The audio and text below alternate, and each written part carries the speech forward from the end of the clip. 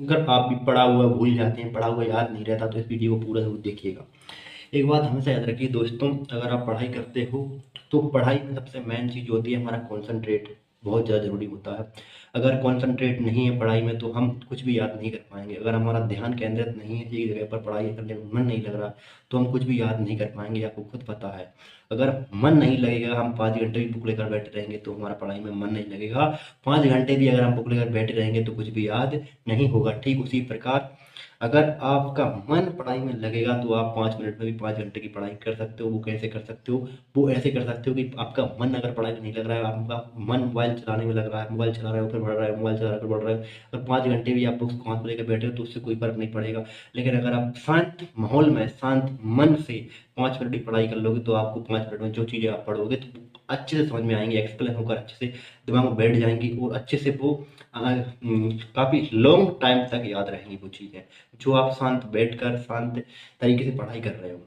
एक बात हमेशा याद रखिएगा, अगर पढ़ाई करो तो शांत माहौल में पढ़ाई करिएगा। अगर आप शोर गुल्ला बहुत ज़्यादा नॉइज है अगर आप पढ़ाई कर रहे हो तो आपका बिल्कुल भी मन नहीं लगेगा, और आप जो पढ़ रहे हो वो खुद भूल जाओगे। आगे पार्ट भी जैसा पार्ट आपने सुना होगा वही हो जाता है।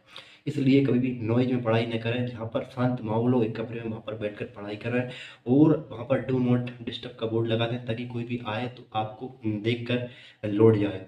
क्योंकि अगर आप डू नॉट डिस्टर्ब का बोर्ड नहीं लगाओगे तो कोई भी आएगा भाई और खटखट कर देगा, और आपको गेट खोलना पड़ेगा, फिर उठ के जाओगे, फिर किसी ने कुछ बोल दिया, फिर कर दिया, नॉक कर दिया, फिर आओगे तो आपको परेशान कर लेंगे, आपका पढ़ाई में बिल्कुल मन नहीं लग पाएगा।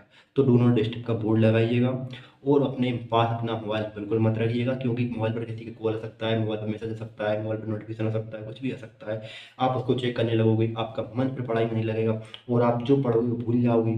तो इन चीज़ों को फॉलो कीजिएगा, आप मोबाइल को पास में मत रखिएगा। ज़रूरत पड़े कुछ डाउट है तो उसको क्लियर कर लीजिएगा।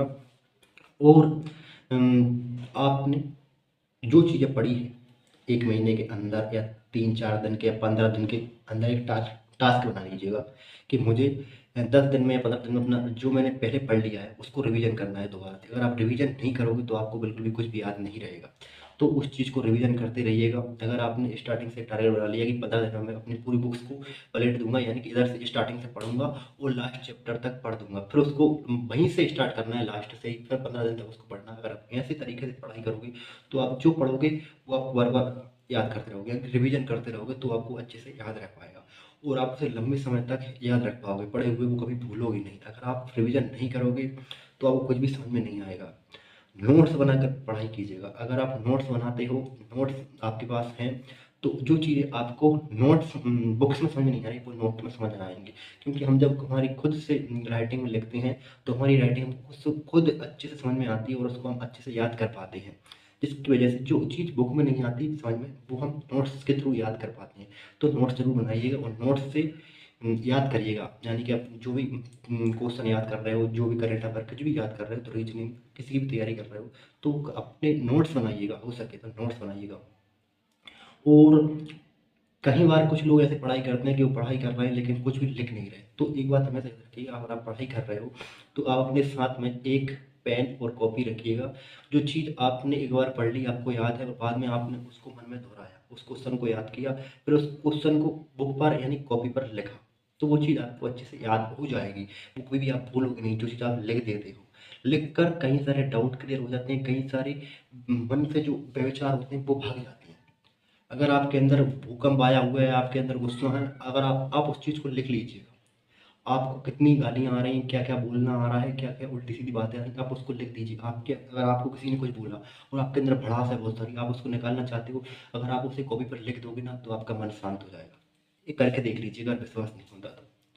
अगर आप लिखकर उस चीज़ को लिख दोगे कॉपी पर, कहीं पर भी मोबाइल में कहीं पर भी लिख दोगे, लेकिन कॉपी पर लिखिए, मोबाइल पर मत लिखिए, नोट्स में बिल्कुल मत लिखिएगा, कॉपी में लिखिए। वो आपके अंदर की भड़ास ऐसी लगती है कि मैंने किसी को सुना दिया है, किसी को सुना दिया है।